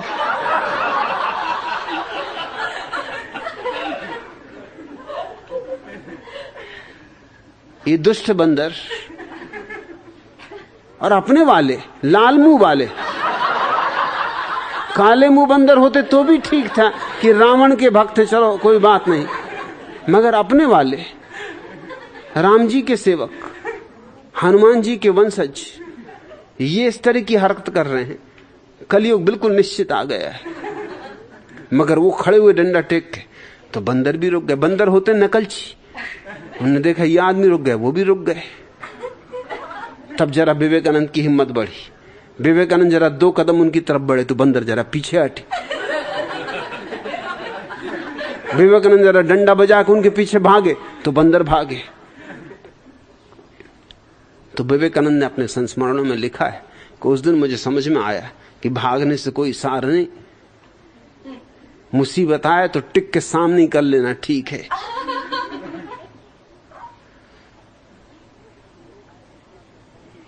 मुसीबत की चुनौती स्वीकार कर लेना ठीक है। चार्ल्स डार्विन और उनके अनुयायी कहते हैं कि मनुष्य विकसित हुआ क्योंकि खड़ा हुआ शरीर की दृष्टि से। एक तो मस्तिष्क को खून कम मिला, उससे सूक्ष्म तंतु विकसित हुए। दूसरा, उसके 2 हाथ मुक्त हो गए चलने के काम से। उन्हीं 2 हाथों से सारी संस्कृति विकसित हुई। फिर आदमी को 2 हाथ मुक्त हो गए तो कुछ भी करने की सुविधा हो गई। चित्र बनाए, मूर्ति बनाए, मकान बनाए, जयराम जी करे, हाथ मिलाए, गले मिले। सारी संस्कृति, सारी सभ्यता उन 2 हाथों का खेल है। अब वो चलने में उलझे रहते तो ये विकास नहीं हो सकता था। फिर विकास होते होते बात बढ़ती चली गई। विज्ञान खोजा, यंत्र बने, आदमी के हाथ खाली थे, उनके लिए काम चाहिए था। तो मनुष्य का सारा विकास शरीर के सीधे खड़े होने से। लेकिन उपनिषद के ऋषि कहते हैं अगर शरीर के सीधे खड़े होने से इतना विकास हुआ तो जिस दिन तुम्हारी चेतना भी सीधी खड़ी हो जाएगी उस दिन कितना विकास न होगा। यह सूत्र बड़ा प्यारा है। सा यदा बलि भवति अथोत्थाता भवति। बलवान होने पर मनुष्य उठकर खड़ा हो जाता है, चेतना उसकी खड़ी हो जाती। जैसे ज्योति आकाश की तरफ उठने लगे ऐसी उसकी चेतना ऊर्ध्वगामी हो जाती। और जिसकी चेतना ऊर्ध्वगामी है, अथोत्थाता भवति, जो ज्योति की तरह ऊपर की तरफ बढ़ा जा रहा है, उसी के जीवन में ये सारी अद्भुत घटनाएं घटती। उत्तिष्ठन् परिचर्ता भवति। ऐसी जिसकी चेतना ऊपर की तरफ उठने लगी वही गुरु के सानिध्य को उपलब्ध हो सकता है। क्योंकि गुरु वह है जो ऊपर जा चुका।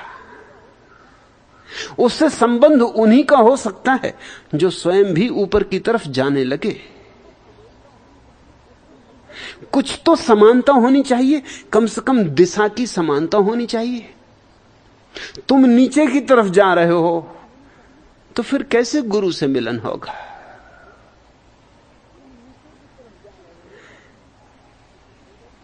उठने पर वह गुरु की सेवा करता है।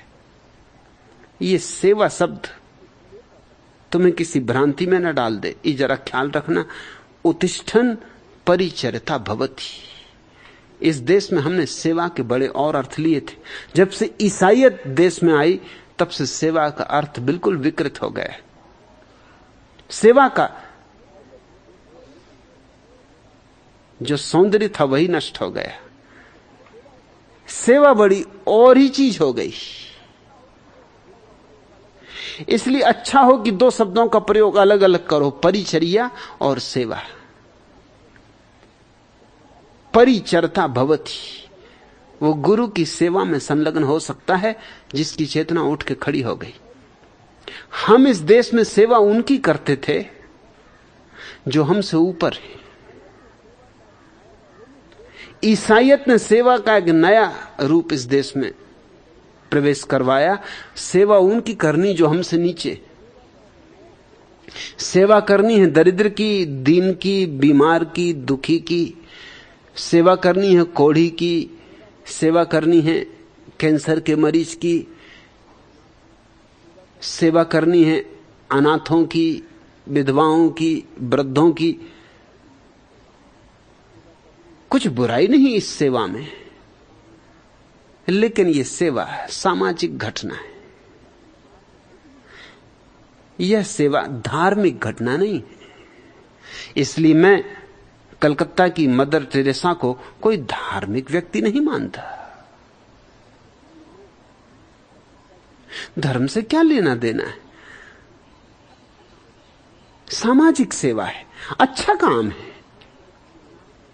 ठीक है, किसी अनाथ बच्चे को पाल लेना बुरा काम तो निश्चित ही नहीं, अच्छा काम है। लेकिन इससे कुछ धर्म नहीं होने वाला है। धर्म तो तब घटता है जब तुम उसके चरण पकड़ते हो जो तुमसे ऊपर है। जो तुमसे नीचे उसके चरण पकड़ोगे, इससे तो अहंकार ही बढ़ेगा। जब तुमसे जो ऊपर है उसके चरण पकड़ोगे तो अहंकार गिरेगा। जो तुमसे ऊपर है वही तुम्हें ऊपर की तरफ ले जा सकता है। इसको परिचर्या कहें हम। छांदोग्य कहता है उत्तिष्ठन् परिचरता भवति।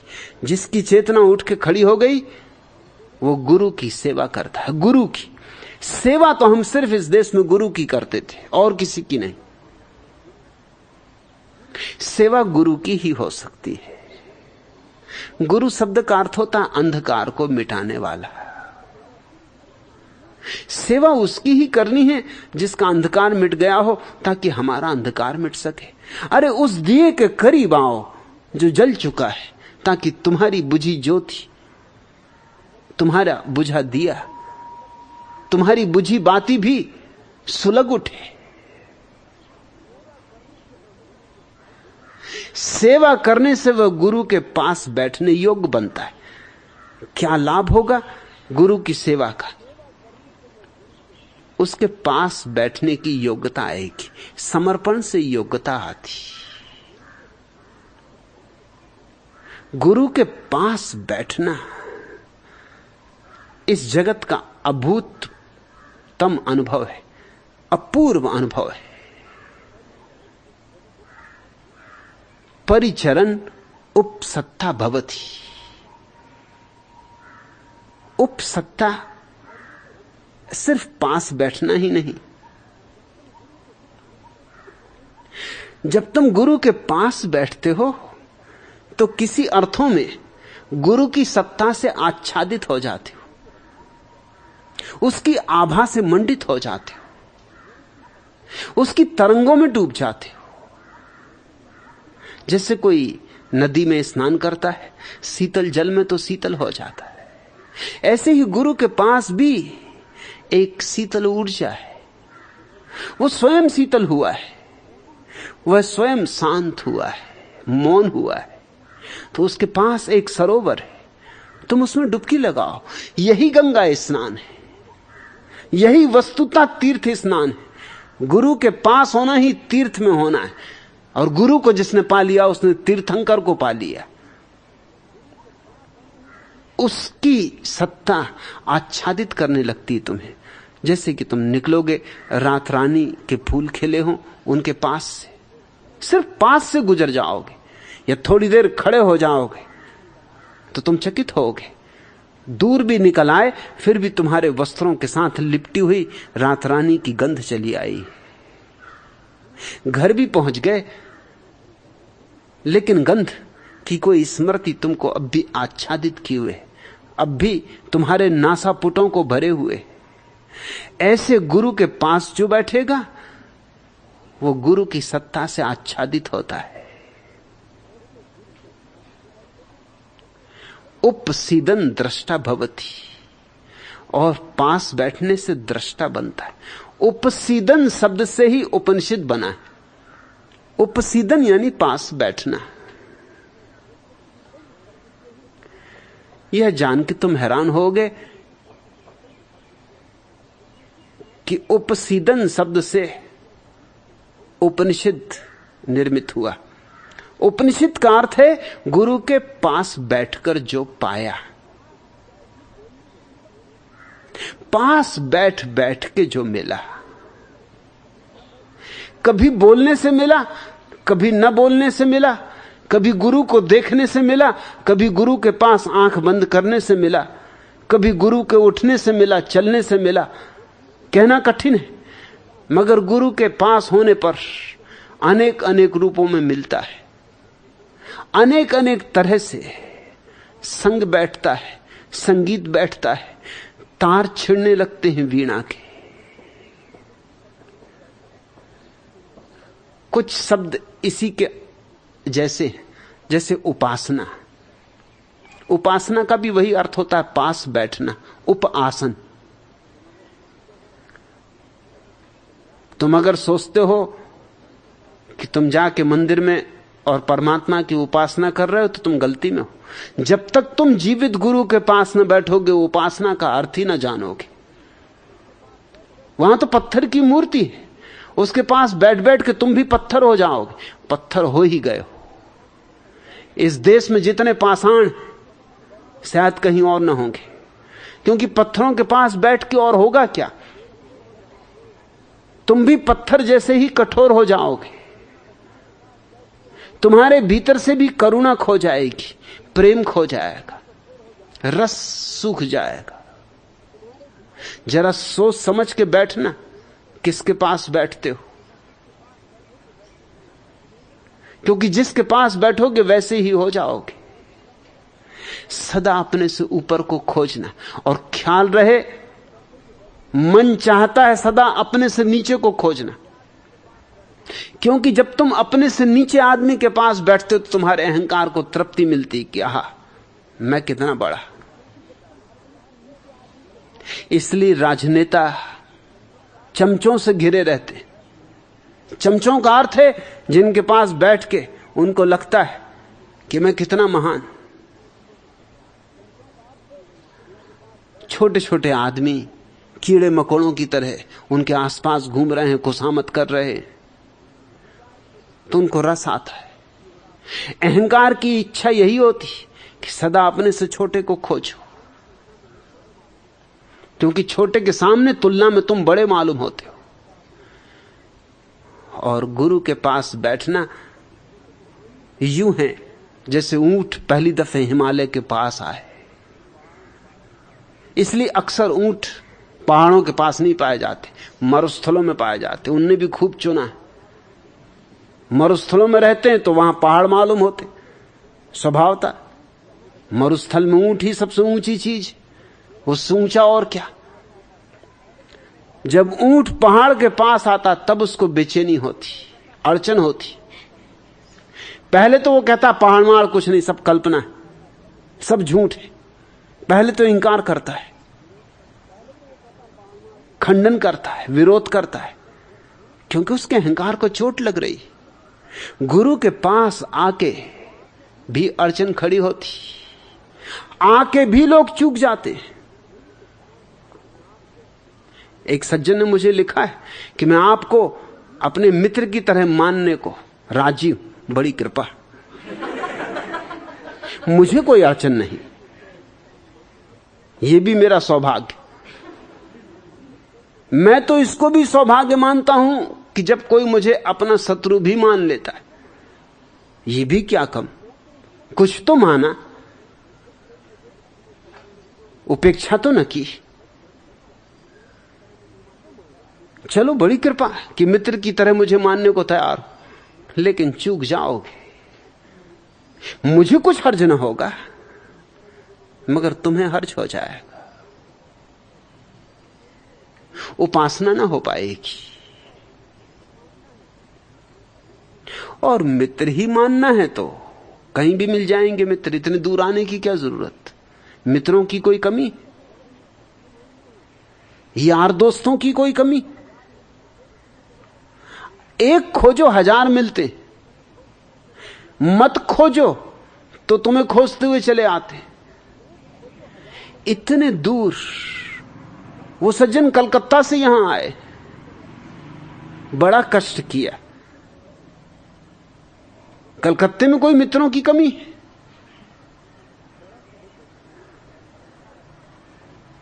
लेकिन उन्होंने ऐसा लिखा है जैसे मुझ पर बड़ी कृपा कर रहे हैं, अनुकंपा कर रहे हैं,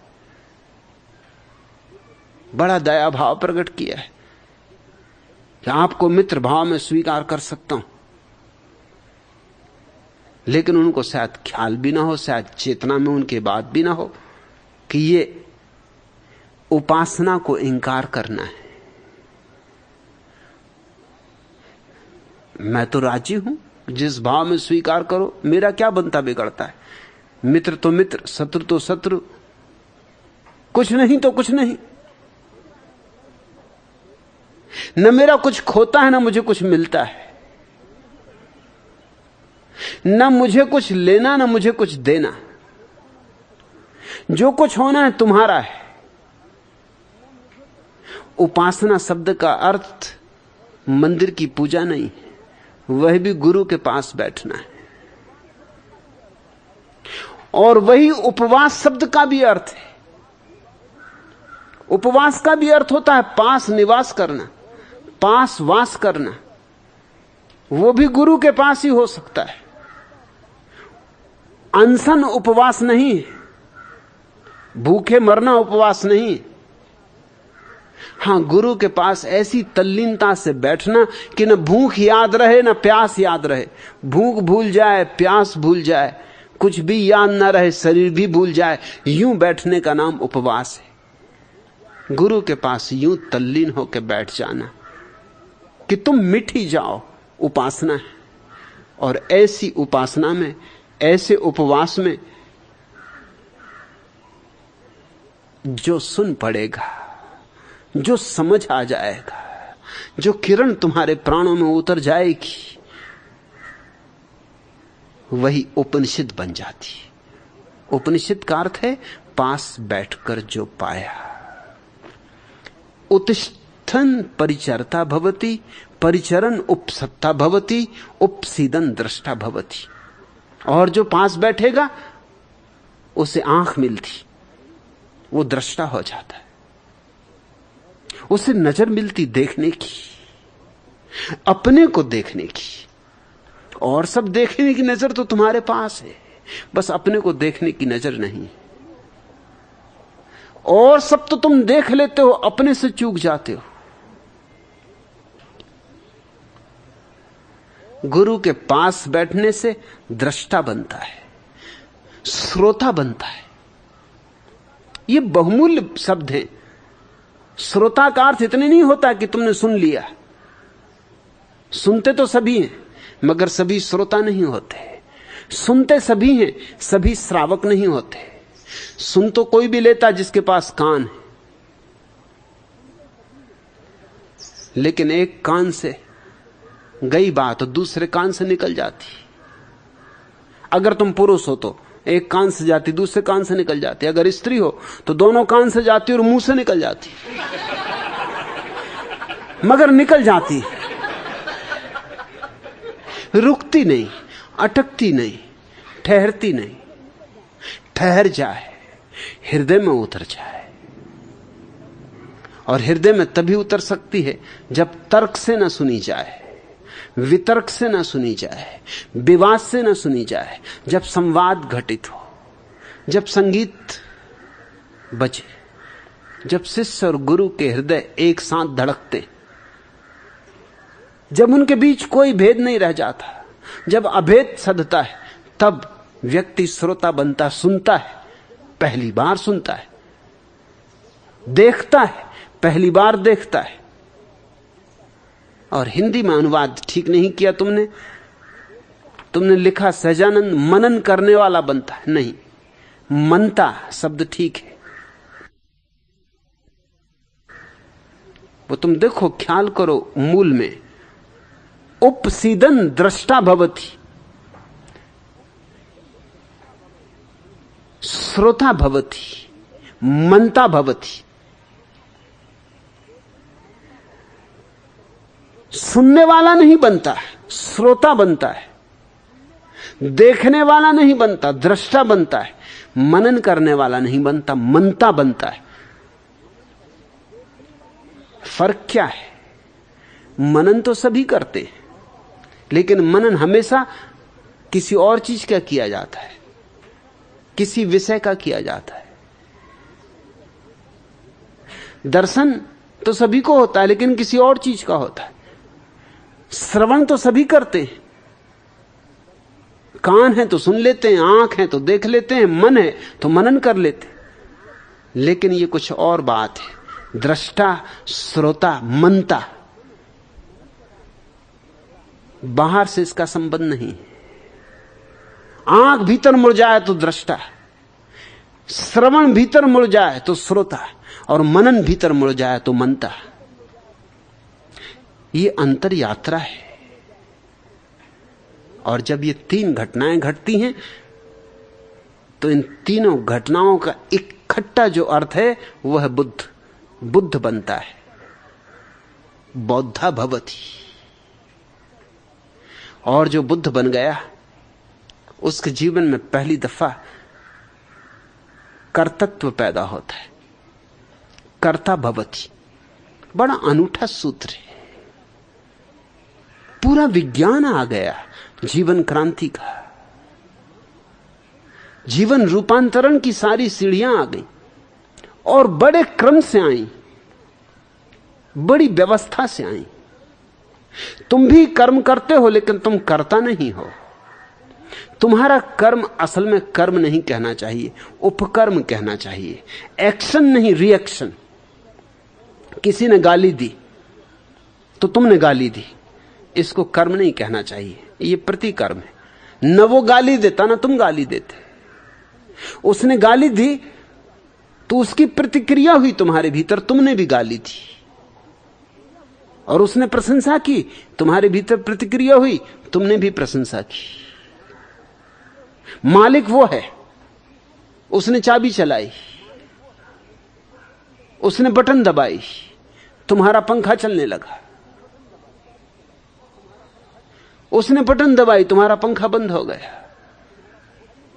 तुम मालिक नहीं हो, इसलिए तुम करता नहीं हो। हां, क्रिया हो रही है, मगर क्रिया तो बिजली के पंखे से भी होती। तुम बिजली के पंखे को करता नहीं कह सकते। तुम बटन दबाओ, बिजली का पंखा कहे कि आज नहीं।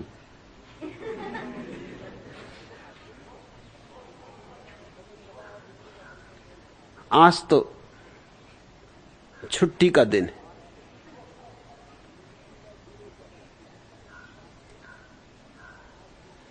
कि आज तो जवाहरलाल का जन्मदिन है, झूला झूले जवाहरलाल। आज हम कामधाम ना करेंगे। नहीं, तुम बटन दबाते हो, पंखे को चलना ही पड़ता है। कोई तुम्हें गाली दे और तुम कहो कि आज नहीं भाई, आज छुट्टी पर, कल आना, तो कुछ मालकियत पता चलेगी। उसने गाली दी, तुम भनभना गए, भूल ही गए छुट्टी मुट्ठी, उठा लिया डंडा,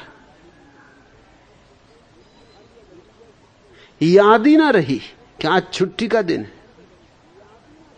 कि आज विश्राम करने की तय की थी, कि आज सोचा था अनहद में विश्राम करेंगे, और ये उपद्रवी आ गया। तुम करता नहीं हो, प्रतिकर्ता हो। बुद्ध को किसी ने गाली दी, बुद्ध ने सुना और कहा कि अगर बात पूरी हो गई हो तो मैं जाऊं, क्योंकि मुझे दूसरे गांव पहुंचना, लोग प्रतीक्षा करते होंगे। गाली देने वालों ने कहा कि हमने गालियां दी हैं, ये कोई बात नहीं। बुद्ध ने कहा तुम्हारी तरफ से गालियां होंगी, मेरी तरफ से तो बात ही है। तुमने कही, मैंने सुनी, लेकिन मुझे इसमें कुछ रस नहीं। लोगों ने कहा ये क्या बात कह रहे हैं आप, हमने ऐसी कठोर गालियां दी, आपको कोई रस नहीं। बुद्ध ने कहा अगर रस का मजा लेना था तो 10 साल पहले आना था, तब मेरी तलवार खिंच जाती, तब तुम्हारी गर्दन जमीन पर पड़ी होती, तब यहां लहू बह जाता। मगर बड़ी देर करके तुम आए। अब मैं अपना मालिक हूं। अब तुम्हारी गाली देने से मैं परिचालित नहीं होता। अभी पिछले ही गांव में कुछ लोग मिठाइयां लेके आए थे और मैंने उनसे कहा मेरा पेट भरा है। मैं तुमसे पूछता हूं उन्होंने मिठाइयों का क्या किया होगा? एक आदमी ने भीड़ में से कहा क्या किया होगा? घर ले गए होंगे, बच्चों को बांट दी होंगी। बुद्ध ने कहा वही तो मुझे तकलीफ हो रही कि अब तुम क्या करोगे? तुम गालियां लाए, मैं कहता हूं मैं लेता नहीं, मेरा पेट भर चुका, अब तुम क्या करोगे? ले जाओ भाई, बच्चों को बांट देना, पत्नी को दे देना, भाई बंधुओं को बांट देना। मैं तो नहीं लेता, तुम देते हो ये तुम्हारी मर्जी, धन्यवाद, मगर मैं लेता नहीं। और जब तक मैं ना लूं तुम मुझे कैसे दे सकते हो? मालिक हूं मैं अपना। ये सूत्र कहता है पहले व्यक्ति दृष्टा बनता, गुरु के पास बैठ के श्रोता बनता, मनता बनता, फिर बुद्धत्व को उपलब्ध हो जाता। ये त्रिकोण पूरा हो गया कि बुद्धत्व घटित हो जाता है और तब कर्ता बनता है। सिर्फ बुद्ध ही कर्ता होते, और जो कर्ता बन गया वही विज्ञानी। उसने ही जानने योग्य जो है उसे जाना, उसने अपने को जाना। अपने को जाना तो सब जाना। सहजानंद, मैं तुम्हारी तकलीफ समझता हूं। तुम्हें यह सूत्र अजीब लगा क्योंकि विज्ञान के विरोध से शुरू होता है और विज्ञानी की प्रशंसा पर पूर्ण होता है। मगर विज्ञान है पर को जानना और विज्ञाता होना है स्व को जानना।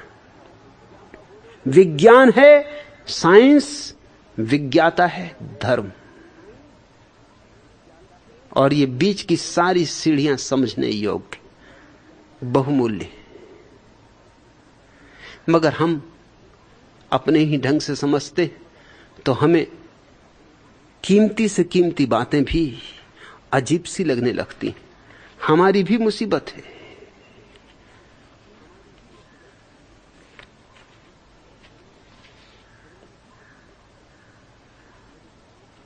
सेठ चंदूलाल ने अपने मित्र ढब्बू जी से कहा, मेरे दांत में बहुत दर्द है। ढब्बू जी, क्या करूं? ढब्बू जी ने कहा, कुछ करने की जरूरत नहीं। मेरे भी दांत में एक बार ऐसा दर्द हुआ था। मैं अपने घर गया और मेरी पत्नी के एक चुंबन मात्र से ही सारा दर्द खत्म हो गया। इसलिए मेरी मानो और जैसा मैंने किया वैसा करो। सेठ चंदूलाल बोले, बात तो बिल्कुल ठीक है, लेकिन क्या तुम्हारी पत्नी इस बात के लिए राजी हो जाएगी?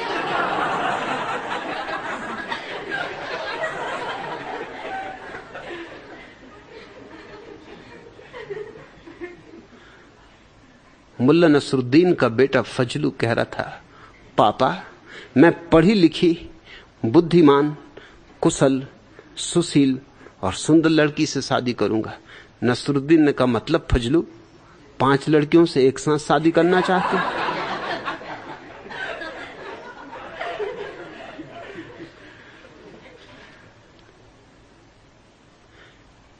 एक स्त्री ने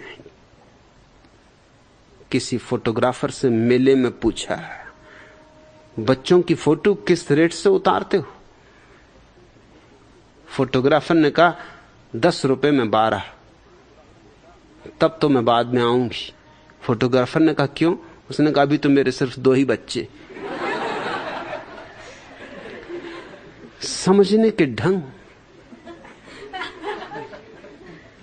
अपनी अपनी समझ। एक युवती जैसे ही नदी में कूदने को थी कि चौकीदार ने उसे टोक दिया, रोक दिया। बोला कि नदी में नहाने की मनाही।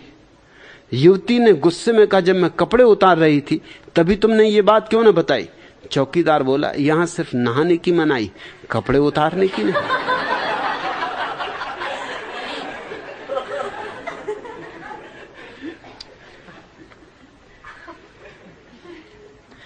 एक डाक खाने के पोस्ट मास्टर छुट्टी लेकर अपने घर आराम कर रहे थे। बाहर से पोस्टमैन ने आवाज दी, बाबूजी रजिस्ट्री ले लो। पोस्टमास्टर साहब कमरे के अंदर से ही आंखें मूंदे चिल्लाकर बोले, अरे कम वक्त, आज तो मुझे चैन से रहने दे, मैं छुट्टी पर हूं। वो बेचारे अपने दफ्तर में ही अपने को समझ रहे हैं। समझ तुम्हारा पीछा नहीं छोड़ती, वो हमेशा खड़ी है वहां और प्रत्येक चीज की व्याख्या करती रहती है। एक अत्यंत सुंदर युवती ने एक नौजवान भिखारी को पेट भर खाना खिलाकर कहा, और कुछ? भिखारी ने कहा, जीसस का वचन याद करो, मनुष्य केवल रोटी के लिए ही नहीं जीना चाहता है।